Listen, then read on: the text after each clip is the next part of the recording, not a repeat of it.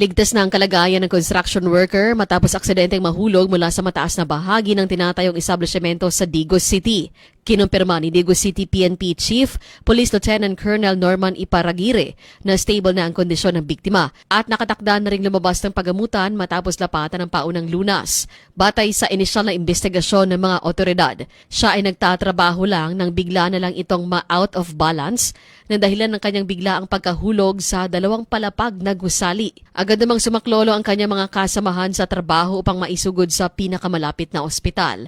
Bagaman ligtas na ang manggagawa, hindi muna inilabas ng mga otoridad ang pagkakakilanlan nito. Sinusuri na rin kung may naganap na paglabag sa mga safety protocol sa construction site. Nagpapaalala naman ng mga otoridad sa mga kontraktor na laging ipatupad ang pagpapasuot ng safety gear katulad ng harness at helmet sa kanilang mga tauhan. Cherry May Tapia, NDBC Bida Balita.